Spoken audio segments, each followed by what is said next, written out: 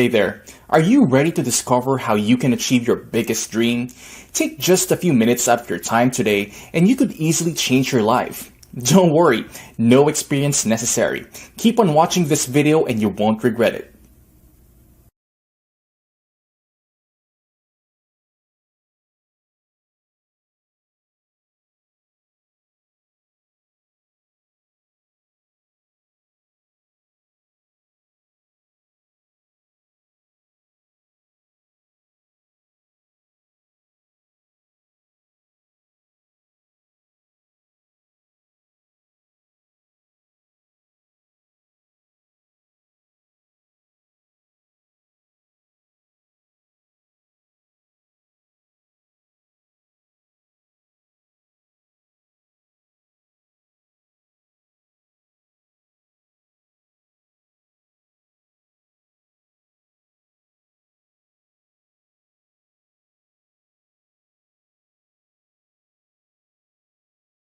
Due to the massive impact social media and technology are having on the notary industry, the rise of the smart notary is in full effect. Are you prepared for the inevitable changes, or will you become obsolete?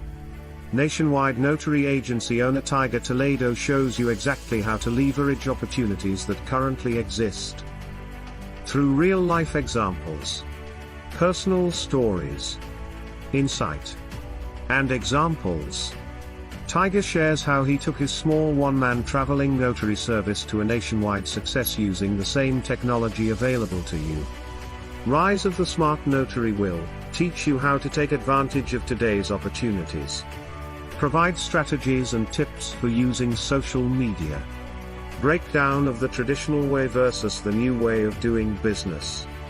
How you can exploit the opportunities that exist today. Tiger will also teach you how to work smarter, not harder. Explain top mistakes notaries make with their business. Provide immediate steps you can take towards success. Grab your copy today. It will change your life.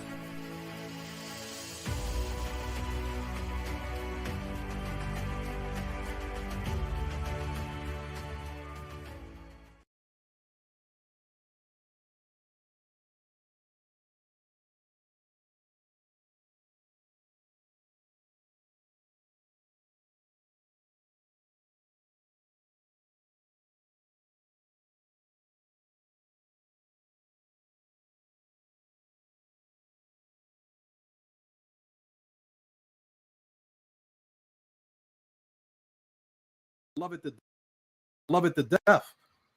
So if you guys haven't picked up this book, go to Amazon. You could pick up the book series. And Still I Rise is on pre-order right now. So that's not coming out until May 11th of next year. So you have a chance to pre-order that one. Agency mindset. Sales. And I learned this the hard way, you guys. The last thing you delegate and outsource. I'm going to repeat that. Sales should be the last thing you delegate and outsource. So as an agency owner, I'm going to let you know right now, your phone rings off the hook, but it's money. It's all money. You know what I mean? Like every phone call is somebody that's trying to give you money. But it does become overwhelming at sometimes because, like for me, I have a nationwide agency, so I'm getting calls from New York, Atlanta. That shit just becomes a pain in the ass. I'm gonna keep it all the way 100 with you guys. That's why I'm getting away from earned income. Okay, but it gives me the ability to work for myself, and it gives me the ability to earn an income and invest in other projects that doesn't require me to put in all that work. So I got a assistant, a virtual assistant out from the Philippines, and she was one of the best. Like her name was Bree, and I couldn't wait to offload my phone calls onto her. I figured, I created the $250,000 call script, this and that. I'm training her up, and in the beginning, knocking them down, but for you to want to close deals, you got to be cut from that cloth. So eventually sales started dropping off. A month would go by, no sales coming in, not on my end, but on her end, because she was handling all of the other different states. I'm like, that's weird. Then another month went by, no sales at all. I know the phone calls are coming in.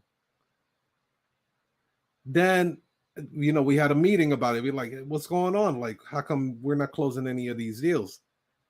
Then we go into the third month. And then at that point, the company is hemorrhaging now. It's like, we're losing money at this point. So it's like, oh shit, I'm gonna have to spring back into action and generate money into the business again. What is the quickest way to do it? I had to take over the phone calls. That was the main source of the money, was handling these phone calls. Eventually, I had to lay off my assistant because her position no longer became an income producing position. Whenever you're building out your business, I don't care if that person is a janitor, that person needs a quota, because it keeps everything on point where the company is moving forward. If that person is sweeping up and you hear somebody talking about, hey, I need a notary, and this person is in your building and maybe the janitor should be going over, hey, there's a notary right down the hallway over there. Go see them. They'll notarize your document. Give the janitor something for that. And then you just close the deal. Everybody in your business should be in sales. Everyone. From the receptionist to customer service. I want you to pay attention to this too. Have you noticed you could call any business, and then press 9 or press 7 to talk to the sales department. Every time they will put you in touch with a live person. You know why? They don't want to lose that money. That is what we consider a hot lead. This person wants to talk to the sales department. Gear up, fellas. We got some phone calls coming in. Hi, this is James, sales department. How can I help you? Oh, I'm looking to see if I can get the new Samsung or iPhone. Great. Are you looking for 5G, 6G, 10G?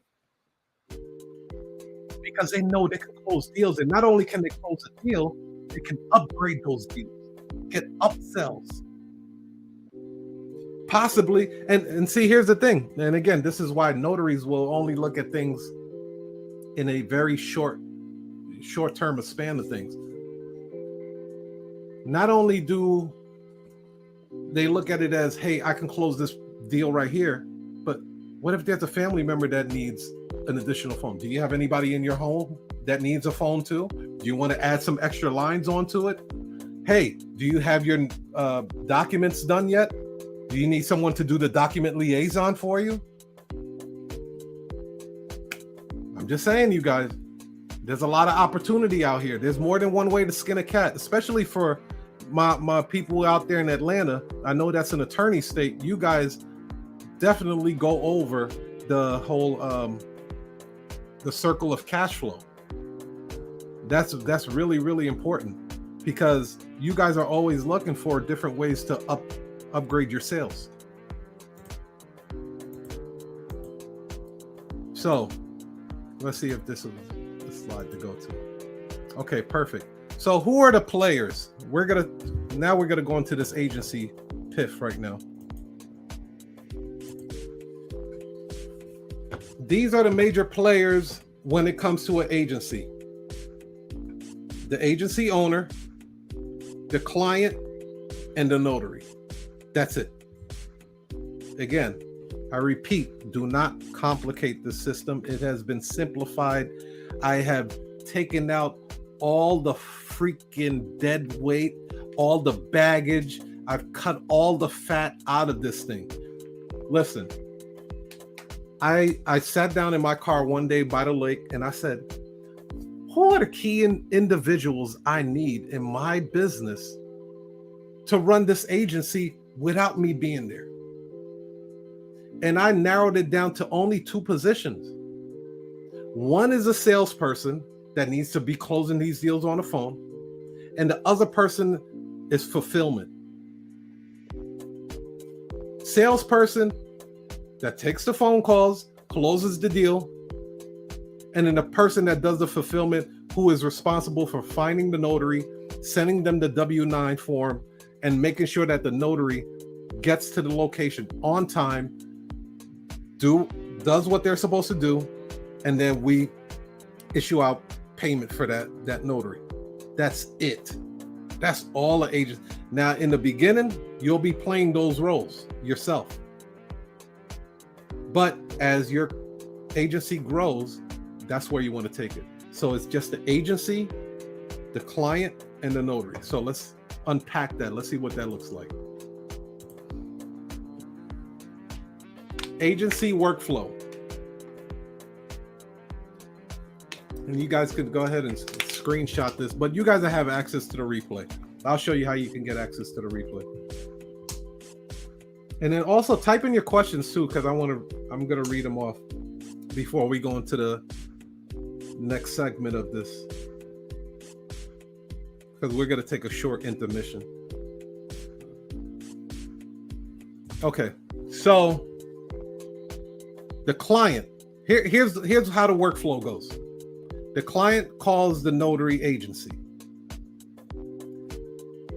makes an order, purchases the order. Hi, thank you for calling U.S. Notary Agency. This is Mark. How can I help you today? Hi, I'm looking to get a power of attorney done. Blah, blah, blah, blah, blah. $200.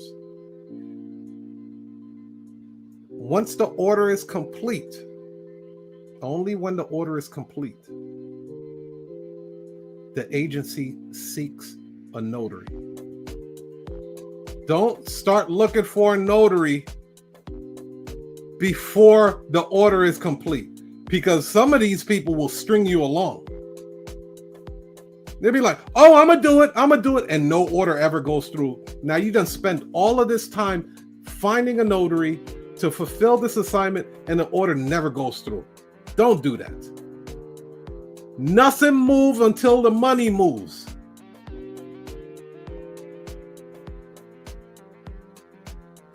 Is this coming in loud and clear? Nothing moves but the money. So the client calls, puts the order in, boom.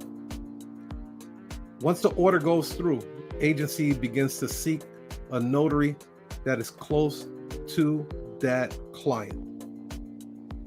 Once they find a notary that is willing to take that assignment, that notary is dispatched and goes to service that client. That's it. That's the workflow right there. That's the workflow right there. Now, if there's any intermediate runs in there, like, the FedEx run and all that other extra stuff, that's where we come in, where we're charging accordingly. That way we can compensate the notary for their time and effort.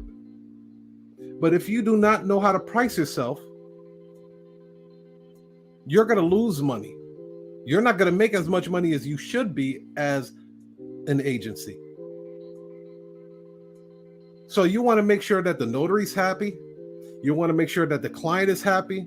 And of course, you want to make sure that you're happy. So it becomes a win-win-win situation for everybody. You brokered the deal, then you dispatch a notary to run the assignment for you. Let's look at the cash flow now. This is what it looks like in a notary cash flow. The client pays the agency. The client doesn't pay the notary. The client pays the agency. The agency pays the notary. Any questions about that?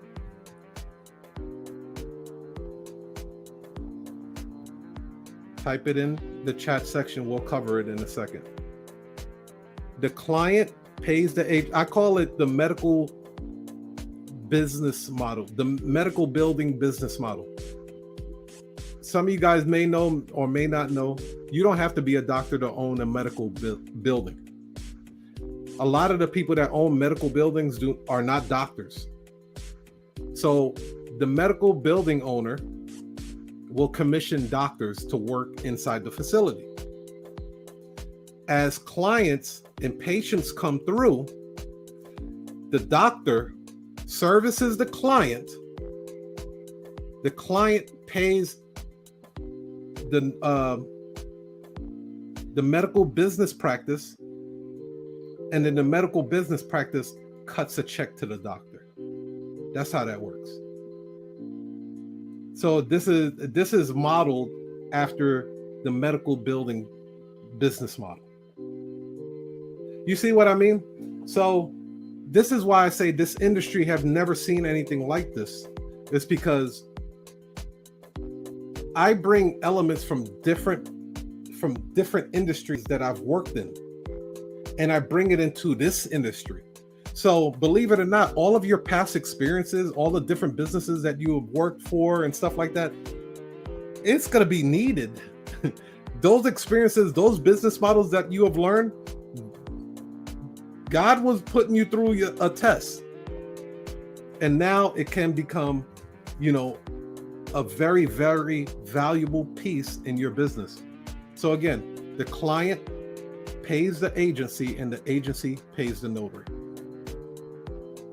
Let me see if we have any questions here. So right now we're going to go into the marketing section of things. So we'll do a quick intermission. Let me see if I have any questions here. And Tech, you could jump on at any time, brother. Okay, I'm listening. Okay, so Jasmine says, how much is a good price to pay your virtual assistant, and where to find one?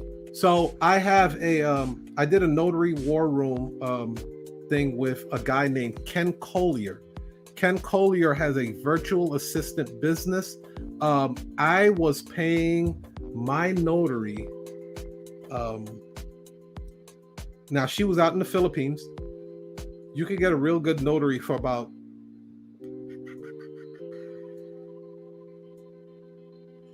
$200 a week. $200 a week. Because you have to understand the PHP, their dollars is much different from our, the American dollar is much more higher. So $200, $250 for full time, that's pretty good a week. My virtual assistant, I had her doing everything, so I paid her way more than that.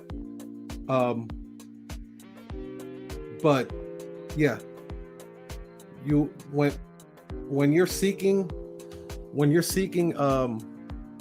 virtual assistants, make sure there's cost that's involved with that, right? So let's do a quick breakdown for you, Jasmine. And this is one of the main reasons why I had to let go of my assistant, is because there were other parts that were taking money away from the business. When you get a virtual assistant, especially if she's in another country, you're going to have to get a call forwarding service.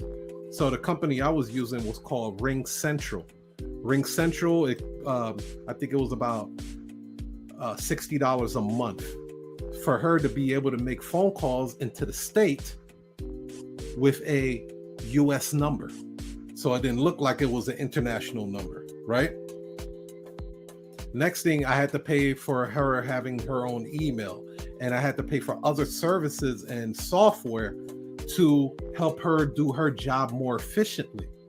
So those things you have to keep in mind, and then payroll, right? But in the beginning, it was like bow, bow, bow, bow. She was closing deals. I was closing deals. Money was just like going up. For whatever reason, sales started to get a decline. And again, just like with this agency stuff, I'm not looking for a notary if I don't get the order. So nothing move but the money. So always be aware of that. Like if your company is taking huge hits, usually the first positions to go are the ones that are not generating income. Let's see here. Do you use Google Ads for your website? I had, but I'm not right now. Rafael said, I want to form a partnership with a law firm and assisted living facility to their preferred notary agency, to be their preferred notary agency. Any advice on what my approach should be? So yeah, absolutely. So first thing is, the assisted living facilities, you must talk to the director, straight up and down. You got to talk to the director. You don't want to talk to the receptionist. You don't want to talk to the front desk. Be cool with them though. Don't brush them off like they ain't nobodies, because they are somebody. When somebody is looking for a notary, 9 out of 10 times they're going to the front desk to ask, hey, do you guys know of a notary that can come out the facility to, notarize some paperwork? So always treat them with love. Treat everybody with love. But to be put on the board, you want to talk to the director. The director is going to be the person that will say, all right, anytime a client needs notarization done, contact this company. There's this young, beautiful, melanated sister. She's worked at multiple nursing homes, and every nursing home that she goes to, she brings me along with her. So it's like I have all of this relationships with all the previous nursing homes that she used to work with. So they still call me, and then she still calls me whenever she needs notarizations done. Again, it goes back to building strong relationships. Law firms, best way to do it for law firms is this. Drop that heat. I ain't drinking no more Bacardi. I don't want to be slurring my words and shit. Fuck all that. I'm drinking my coffee on this one. Because I'm gonna drop some heat with you guys. I'm gonna tell you how you do this shit with these law firms. These lawyers are some slick motherfuckers, man. But that's what they do. That's what they do. Their whole job is to seduce and persuade and get the jury to see things their way. But I'm about to give you a tip on how to really just blow their mind. Like, who is this guy? See if you could do one job. Just one. That's all you need, fam. Do one job for a law firm. Okay? Once you do that one job for the law firm, this is what you do. This is what I want you to do. I want you to look up that law firm. A lot of these law firms on directories, just like the notaries are. I want you to go on their Google My Business page. I want you to go to their Bing. I want you to go to findalawyer.com. And then I want you to leave 5-star reviews for their ass. I love this company. They were wonderful. They were so professional. I've never had an experience like this before.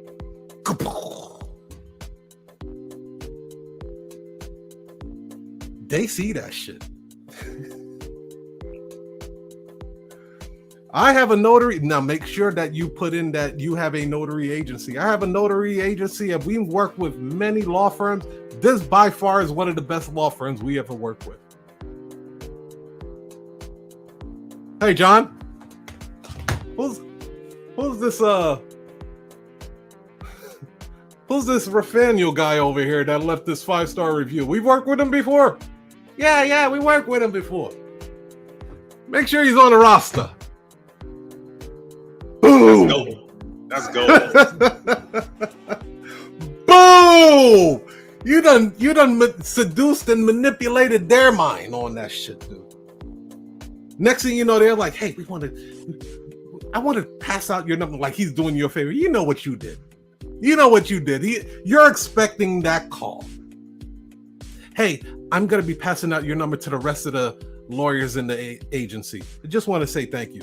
You know how the first time I did that, it was for a law firm out of Utah.